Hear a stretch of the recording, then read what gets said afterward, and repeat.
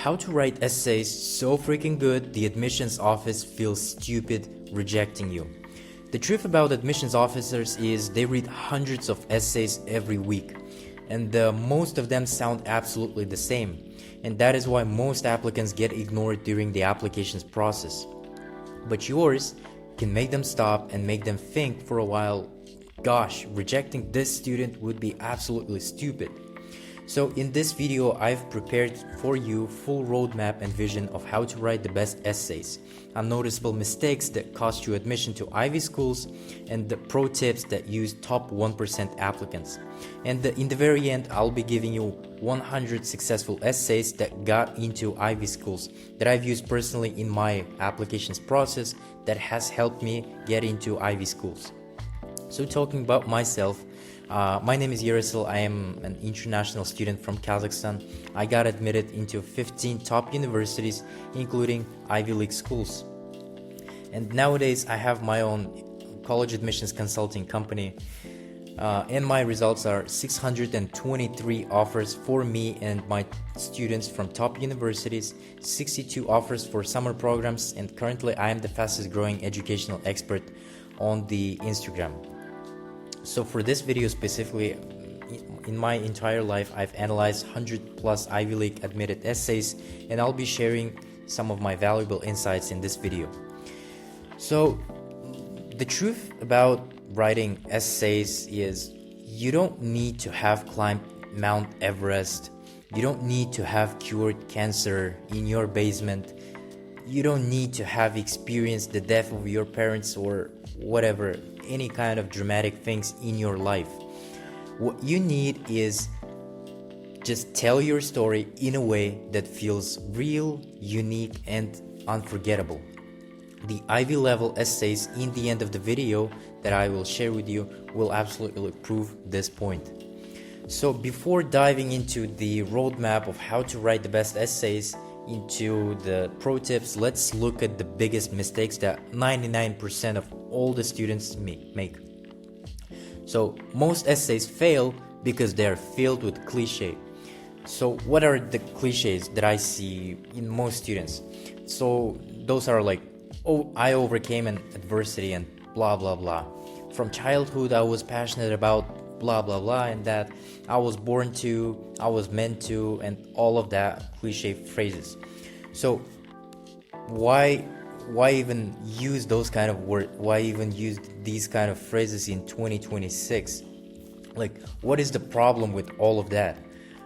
These lines don't show who you sincerely are. So the problem is I could use the same phrases, and any of you watching this video could use the same phrases. I overcame adversity and blah blah blah. From childhood I was passionate about blah blah blah, and etc.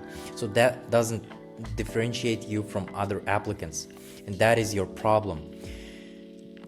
If your essay sounds like everyone else's, you absolutely disappear. And that is the problem. You cannot disappear in the applications process. What you need is to stand out. So rule number 1, it is the very basic and fundamental rule. Most of you probably have already heard about this. Most of you probably know this. So it is show, don't tell. And here's how to use it. Like, the worst way to use or maybe to ignore this rule is, I am hardworking and passionate about sciences. So what is this? It is about telling. So what you basically need to avoid is telling about yourself or telling about anything. What you can use instead is something like, I stayed up until 2 a.m. debugging my science project and literally couldn't eat because I wasn't done yet. So these two lines actually have absolutely the same meaning. They both say that you're hardworking and passionate about sciences, but the first one actually says it, while the second line shows it through storytelling, and that is the way to go in most essays. So that is applicable in real life as well. Like, never say anything, just show it. And that is what most students need to use in the essays. to get admitted to top universities. So rule number 2 is you need to use your unique angles. So what that actually means, like the worst way to kind of use this rule is I moved schools a lot and learned to adapt. So this is just an example that I'm using here. So what is the problem with phrasing or saying something like this is anybody could use these phrases. Like I've personally changed 6 schools. I know quite a lot of people who have switched schools like 5 or 6 times. 40% of the American high schoolers have changed their school at least once. So anybody could use this phrase, and this is exactly where you disappear in the eyes of college admissions officers. So the way to actually stand out is use your own unique angles. So here's the example of how you could use this rule. I switched schools 3 times in 4 years. At the new cafeteria, I sat alone until someone asked about my doodles on the napkin. And then you could just proceed with telling about the doodles, or maybe your hobby, or maybe about the napkin, or maybe about some different stories at the cafeteria, or anything that could happen specifically to you. So the rule is to be absolutely unreplicable, so that the story is absolutely about you. So the questions that you can ask when writing essays is what detail makes your story yours? What can nobody else replicate? So keep in mind that in your essays you need to be super unreplicable. The more you're unreplicable, the more you stand out in the eyes of admissions officers. So when writing your essay, try to keep those 2 questions in your mind and try to answer them sincerely. So rule number 3 is reflect deeply. And personally, I think this is the most important rule of all 3, because this is actually where admissions officers understand you as a person. This is where they get that you are basically can reflect on most things happening to your life. So how do we actually use this? Here are 2 examples. So the bad one is soccer taught me real leadership. Like we are ignoring the first rule, show don't tell, but also we are not reflecting here. So we're just telling in a very generalized way, like soccer taught me real leadership and etc. How you can actually reflect is, as captain, I benched my best friend for skipping practice. I learned leadership is choosing long-term trust over short-term wins. So the difference is how deeply you reflect on your experiences.